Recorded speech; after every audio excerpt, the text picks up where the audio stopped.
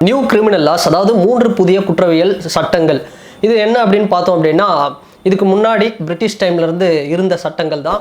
அதாவது IPC, CrPC and IEA, அதாவது Indian penal code and code of criminal procedure, Indian evidence act. இதுக்கான பெயர் தான் வந்து இப்போ மாற்றப்பட்டிருக்கு.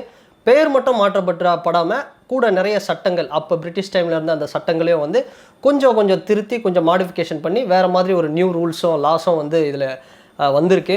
ஸோ இந்த லாஸ் என்ன அப்படின்னு பார்த்தோம்னா, பிஎன்எஸ், இந்த ஐபிசி இந்தியன் பீனல் கோட் தான் பிஎன்எஸ் அப்படின்னு சொல்லப்படுது, பாரதிய நியாய சன்ஹிதா அப்படின்னு. அண்ட் சிஆர்பிசி வந்து பார்த்தோம் அப்படின்னா பிஎன்எஸ்எஸ், பாரதிய நக்ரிக் சுரக்ஷா சன்ஹிதா அப்படின்னு சொல்லப்படுது. அண்ட் இந்தியன் எவிடன்ஸ் ஆக்ட் வந்து பிஎஸ்ஏ, அதாவது பாரதிய சாக்ஷிய அதியம் அப்படின்னு வந்து சொல்லப்படுது. இது மூணுமே பார்த்தோம் அப்படின்னா நிறைய ரூல்ஸ் வந்து இதில் லாஸ் வந்து புதுசாக வந்து சேர்க்கப்பட்டிருக்காங்க. அது மட்டும் இல்லாமல் ஜூலை 1, 2024 லாஸ்ட் இயர் பார்த்தோம் அப்படின்னா இதுக்கான அமெண்ட்மெண்ட் 2023 இதுக்கான பில்லெல்லாம் பாஸ் பண்ணப்பட்டு பார்லிமெண்ட்டில் வந்து இதுக்கான அப்போசிஷனும் இருந்தது, கான்ட்ரவர்சியாகவும் இருந்தது, நிறைய விஷயங்கள் இருந்தது. இருந்தாலும் ஃபைனலாக ஜனாதிபதியோட ஒப்புதல் பெறப்பட்டு இப்போ ஜூலை 1, 2024 2024 வந்து இது வந்து நடைமுறையில் வந்திருக்கு. ஸோ இது என்ன அப்படிங்கிறத வந்து தெளிவாக வந்து யூனியன் ஹோம் மினிஸ்டர் அமித்ஷா அவர்களும் வந்து சொல்லியிருந்தார். இதுக்கு அப்போசிஷன் பார்ட்டிஸ்லேருந்தும் நிறைய வந்து ஒரு கருத்துக்களும் வந்து வந்திருந்தது, நிறைய கருத்து வேறுபாடுகளும் இருக்குது. ஸோ அது என்ன, இந்த பிஎன்எஸ்எஸ், இந்த லா, இப்போ புதுசாக வந்திருக்க இந்த லா என்ன சொல்ல போகுது அப்படிங்கிறது இந்த வீடியோவில் நம்ம பார்க்க போகிறோம். இந்த லாஸ்க்கு இருக்கிற ஒரு சில விமர்சனங்கள் என்ன பார்த்தோம் அப்படின்னா, நிறைய அப்போசிஷன் இருந்தாலும் தமிழ்நாட்டில் நம்மளுடைய சிஎம் ஸ்டாலின் அவர்கள் என்ன சொல்லியிருந்தாருன்னா, இந்த லா இது வந்து இந்த பாரதிய பிஎன்எஸ், பிஎன்எஸ்எஸ் இதெல்லாம் பார்த்தோம் அப்படின்னா இது வந்து ஒரு சான்ஸ்கிரிட் வார்த்தையாக இருக்குது, ஹிந்தியை வந்து திணிப்பாக இருக்குது, இது மாதிரியான கருத்துக்களை வந்து சொல்லியிருந்தார்.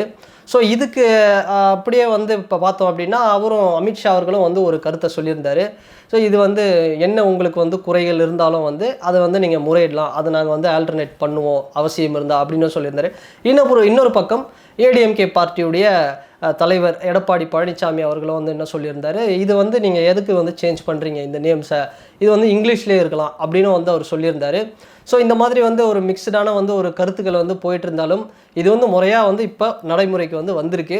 ஆனால் இதுக்கப்புறம் இது என்னவா ஆக போகுது அப்படின்னு பார்த்தோம் அப்படின்னா, இந்த லாஸ் எல்லாமே முன்னாடி இருந்ததை விட இப்போ இந்த லாஸ் மூலமா பாதிக்கப்பட்டவர்கள் வந்து சீக்கிரமாகவே ரொம்ப விரைவாக அவங்களுக்கு வந்து நீதி கிடைக்கிற அளவுக்கு வந்து ஒரு ப்ரொசீஜர் வந்து இருக்கும், அந்த அளவுக்கு வந்து அவங்களுக்கு ஒரு நியாயம் கிடைக்கும் இந்த லாஸ் மூலமா அப்படின்னு சொல்கிறாரு.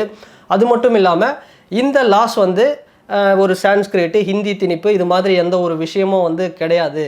இது வந்து இப்போ ப்ரொசீஜராக பார்த்தோம் அப்படின்னா 8வது அட்டவணை, அதாவது இந்திய அரசியலமைப்பு சட்டத்தின் கீழே 8வது அட்டவணையில் இருக்கிற 22 மொழிகளில் அஃபிஷியல் லாங்குவேஜஸில் எல்லாத்துலேயுமே வந்து இந்த லா அப்படிங்கிறது இருக்குது. அதனால் யாரும் வந்து பயப்பட தேவையில்லை. அதே மாதிரி கோர்ட்டில் ப்ரொசீடிங் பண்ணும்போது, கோர்ட்டில் முறையிடும் போது கூட அந்தந்த மொழிகள்லேயும் கூட வந்து இது வந்து நம்ம பண்ணலாம், ப்ரொசீடிங் பண்ணலாம் அப்படிங்கிறதையும் வந்து சொல்கிறாரு. ஸோ அதனால் வந்து எந்த ஒரு பாதிப்பும் இல்லை. சப்போஸ் ஏதாவது உங்களுக்கு வந்து குறைகள் இருந்தது அப்படின்னா அதை வந்து நீங்கள் வந்து முறையிடலாம், உங்கள் கிரீவன்ஸை வந்து சொல்லலாம் அப்படிங்கிற மாதிரி வந்து சொல்லியிருக்காரு. ஸோ இதையெல்லாம் தாண்டி இந்த லாக்குள்ளே நம்ம போகணும், என்ன முக்கியமான அம்சங்கள் பார்த்தோம் அப்படின்னா, இது முன்னாடி இருந்த லாஸில் வெறும் ஆண் பெண் அப்படிங்கிற ஒரு குற்றவியல் ஏதாவது சம்பவங்கள் நடந்ததுன்னா ஆண் பெண் அவங்களுக்கு வந்து முன்னுரிமை வந்து அதிகமாக கொடுக்கப்பட்டது. இப்போ இருக்கிற இந்த லாஸில் டிரான்ஸ்ஜெண்டர்ஸ், 3ஆம் பாலினம் இவங்களுக்கு வந்து ஒரு மிக முக்கியமான ஒரு முன்னுரிமையும் வந்து இதில் வந்து கொடுக்கப்பட்டிருக்கு.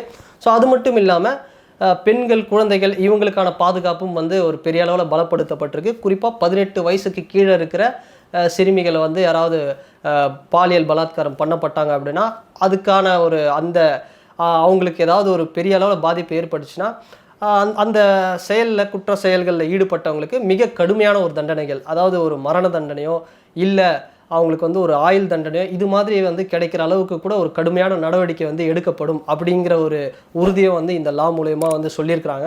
ஸோ இதோட இன்னொரு முக்கிய அம்சம் என்ன இந்த லாஸில் அப்படின்னு பார்த்தோம் அப்படின்னா, போலீஸ் கஸ்டடி ஜென்ரலாக வந்து ஒரு ரிமாண்ட் அப்படின்னு வரும்போது ஒரு மினிமம் ஒரு 15 days அப்படிங்கிறது ஒரு ஜென்ரலான ஒரு இதுவாக இருக்கும். ஆனால் இதில் வந்து பார்த்தோம்னா அந்த 15 daysக்கு மேலே பெரிய அளவில் வந்து ஒரு எக்ஸ்டெண்ட் பண்ணியிருக்கிறாங்க, அதாவது 60 to 90 days வரைக்கும். ஏன்னா ஒரு சில கேசஸில் வந்து பார்த்தோம்னா 50 days தானே, அவங்க மேலே அந்த கம்ப்ளைண்ட் ரெஜிஸ்டர் பண்ண அப்புறம் ரிமாண்டில் பார்த்தோம் அப்படின்னா நிறைய பேர் வந்து எஸ்கேப் ஆகிறதுக்கான சான்சஸும் இருக்குது. ஸோ இது வந்து பார்த்தோம் அப்படின்னா ப்ராப்பராக ஒரு ப்ரொசீஜரில் எஸ்கேப் ஆகாத அளவில் பாதிக்கப்பட்டவங்களுக்கு ஒரு நீதியை வந்து சீக்கிரம் கொண்டு போய் தரணும் அப்படிங்கிற லெவலில் வந்து ஒரு ஸ்ட்ரிக்ட்னஸ் வந்து ஒன்று பண்ணியிருக்கிறாங்க. ஸோ இதையும் தாண்டி சில விஷயங்கள் நம்ம பார்த்தோம் அப்படின்னா, முக்கியமாக 0 FIR அப்படிங்கிற ஒரு விஷயத்தை வந்து ஒரு பெரிய அட்வான்டேஜாக இருக்குது அப்படின்னே சொல்லலாம். இப்போ முன்னாடி ஒரு ஃபார் எக்ஸாம்பிளுக்கு சொல்லணும் அப்படின்னா, இப்போ தமிழ்நாட்டில் இருக்கிறவர் வந்து ஒரு சம்பவம் ஏதோ ஒரு மகாராஷ்டிரா மாதிரி ஒரு ஸ்டேட்டுக்கு போகிறாரு, அங்கே ஏதோ ஒரு பிரச்சனை ஆயிடுச்சு, ஒரு பாதிப்பு அவருக்கு இருக்குது அப்படின்னா, ஒரு சம்பவம் ஒரு குற்றம் நடக்குது அப்படின்னா, அவர் வந்து அவர் இங்கே வந்து வேறு இடங்களில் வந்து சொல்கிறதோ இல்லை தமிழ்நாடு போலீஸை கான்டாக்ட் பண்ணுறதோ தேவையே இல்லை. காஷ்மீர் டு கன்னியாகுமரி இந்தியாவில் எந்த மூலை முடுக்கில் இருந்தாலும் எந்த இடத்துல சம்பவம் பாதிக்கப்பட்டாங்களோ அங்கே இருக்கிற போலீஸ் ஸ்டேஷன்லேயே வந்து போயிட்டு இவங்க நடந்த அந்த சம்பவத்தை சொல்லி FIR வந்து ரெஜிஸ்டர் பண்ணலாம். ஸோ அந்தளவுக்கு வந்து ஒரு குயிக்கான ஒரு ப்ராசஸாக இருக்கும். ஸோ இது வந்து ஒரு பேன் இண்டியா கான்செப்ட் மாதிரி தான் வந்து இதை கொண்டு போயிருக்காங்க, இந்த 0 FIR அப்படிங்கிறத. ஸோ அந்த வகையில் பார்க்கும்போது இது நிச்சயமாக ஒரு அட்வான்டேஜான ஒரு விஷயம் அப்படின்னே சொல்லலாம். குறிப்பாக பெண்களுக்கான அந்த வயலன்ஸ் இல்லை பெண்களுக்கு நடக்கக்கூடிய அந்த சம்பவங்கள்லாம் வந்து பெரிய அளவில் வந்து இது ஒரு எப்படி சொல்கிறது, அவங்கள வந்து ஒரு மிகப்பெரிய அளவில் வந்து பாதுகாக்கிறதுக்கு ஒரு யூஸ் ஆகும் இந்த 0 FIR அப்படிங்கிற ஒரு விஷயம். அண்ட் கிரைம் ஆன் செடிஷன், அதாவது தேச துரோகம், இது மாதிரியான செயல்களில் ஈடுபட்டு அவங்களுக்கு வந்து தண்டனை அது மாதிரியான ஒரு ஆக்ஷன் எடுக்கிறது அப்படிங்கிறது பிரிட்டிஷ் டைமில் வந்து அந்த கிரைம் ஆன் செடிஷன் அப்படிங்கிற ஒரு விஷயம் வந்து ஃபாலோ பண்ணப்பட்டது. இது வந்து இப்போ கொஞ்சம் ஆல்டர்னேட் பண்ணி இந்த லாஸில் வந்து என்ன சொல்கிறாங்க அப்படின்னா, ஆன்டி நேஷனல் ஆக்டிவிட்டீஸ், அதாவது தேசத்திற்கு எதிராகவோ ஏதாவது ஒரு விஷயம் பண்ணுற மாதிரி ஆன்டி நேஷனல் ஆக்டிவிட்டீஸ் அப்படிங்கிற மாதிரி ஒரு ஆக்ஷன் வந்து எடுக்கிறாங்க. அண்டு இன்னொன்று ஒரு குறிப்பாக சொல்லணும் அப்படின்னா, ஃபாரன்சிக் டிபார்ட்மெண்ட் வந்து ஒரு மிகப்பெரிய அவங்களுக்கு வந்து ஒரு ஸ்ட்ரெஸ் பண்ணியிருக்காங்க. எப்படின்னா அவங்களுடைய வேலையை வந்து இன்னும் பெரிய அளவில் வந்து பண்ணணும் அப்படிங்கிற லெவலில். ஃபார் எக்ஸாம்பிள் ஒரு சம்பவம் நடக்குது அப்படின்னா, ஒரு கொடூரமான ஒரு கொலையோ இல்லை ஏதோ ஒரு சம்பவம் நடக்குது அப்படின்னா அந்த இடத்துல போயிட்டு ஒரு வீடியோ, அந்த சம்பவம் நடந்த இடத்துல வீடியோ எவிடன்ஸ் எடுக்கிறதுக்கும் ஸோ எடுத்துகிட்டு வரணும், கம்பல்சரியாக வந்து சப்மிட் பண்ணணும் அப்படிங்கிற மாதிரி ஒரு விஷயத்தை வந்து இதில் ஆட் பண்ணியிருக்காங்க. அது மட்டும் இல்லாமல் ஃபாரன்சிக் டிபார்ட்மெண்ட் அப்படிங்கிறது பெரிய அளவில் வந்து பார்த்தோம்னா இந்த டிபார்ட்மெண்ட்டை வந்து ஒரு ஃபாரன்சிக் லேபார்ட்டரி இது மாதிரியான விஷயங்களெல்லாம் பெரிய அளவில் கொண்டு வரணும், இன்னும் ஒரு 9 ஸ்டேட்ஸில் வந்து கொண்டு வரணும், பெரிய அளவில் வந்து ஒரு 40,000 பேர்கிட்ட இந்த ஃபாரன்சிக்கில் வந்து கொண்டு வரணும் அப்படிங்கிற அளவுக்கு வந்து ஒரு எஃபர்ட்ஸும் வந்து எடுக்க போகிறாங்க. அண்ட் இன்னொரு விஷயம், இதெல்லாம் தாண்டி டிஜிட்டல் பிளாட்ஃபார்ம், அதாவது டிஜிட்டல் ஃபார்மேட் அப்படின்னு சொல்லலாம். இந்த ஃபைலிங், FIR அண்ட் கம்ப்ளைண்ட் எல்லாமே பார்த்தோம்னா ஒரு ஆன்லைன்லையோ இல்லை ஒரு மெசேஜ் மூலயமாவோ இமெயில் மூலயமாவோ போலீஸ் ஸ்டேஷனை வந்து கான்டாக்ட் பண்ணலாம். ஏன்னா இப்போ இந்தியாவோட ஸ்டாட்டிஸ்டிக்ஸ் எடுத்து பார்த்தோம்னா 99% ஆஃப் போலீஸ் ஸ்டேஷன்ஸில் இந்த டிஜிட்டல் பிளாட்ஃபார்ம், இந்த டிஜிட்டல் ஃபார்மேட்டை வந்து ஃபாலோ பண்ணிகிட்ருக்காங்க. அதனால் ஃபார் எக்ஸாம்பிள் இப்போ யாருக்காவது சம்மன் அனுப்பணுன்னா கூட வந்து அது வந்து மெசேஜாக கூட அனுப்புகிறாங்க. ஸோ அந்த மாதிரி வந்து ஒரு டிஜிட்டல் பிளாட்ஃபார்முக்கான ஒரு பெரிய ஒரு வாய்ப்பு வந்து இருக்குது.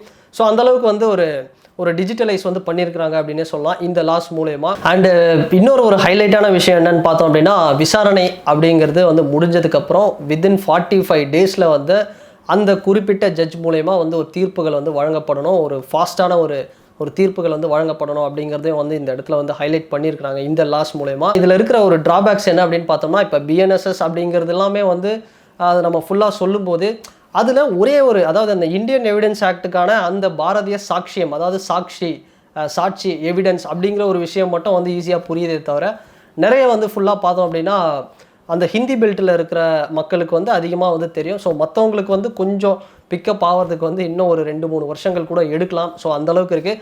அண்டு குறிப்பாக வழக்கறிஞர்கள் அவங்களுக்கு வந்து ஒரு பெரிய சேலஞ்சஸாக இருக்கும். ஏன்னா இது வந்து பார்த்தோம் அப்படின்னா ஜூலை 1, 2024 அப்புறம் இல்லை ஜூலை 1, 2024 அந்த டைமில் அதுக்கப்புறம் நடந்தது இது எல்லாமே வந்து தனி ஒரு லா மாதிரியும், இதுக்கு முன்னாடி நடந்ததெல்லாம் இதுக்கு முன்னாடி இருந்த லாஸ் மூலயமாவும் தான் வந்து அவங்க ஹேண்டில் பண்ணுற மாதிரி இருக்கும்.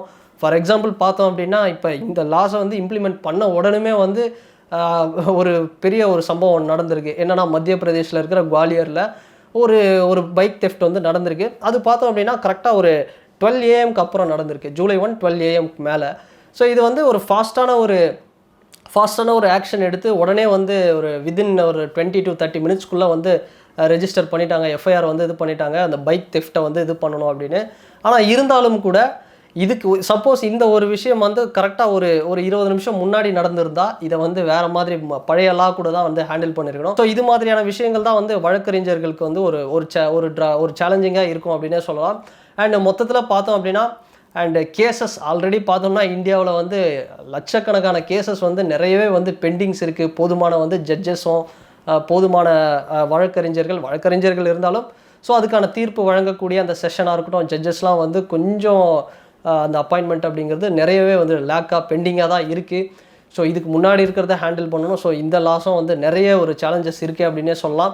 ஸோ வெயிட் பண்ணி பார்ப்போம் இந்த புதிய கிரிமினல் லாஸ் என்ன மாதிரியான ஒரு இம்பேக்டை வந்து கிரியேட் பண்ண போகுது அப்படிங்கிறத வெயிட் பண்ணி தான் பார்க்கணும்.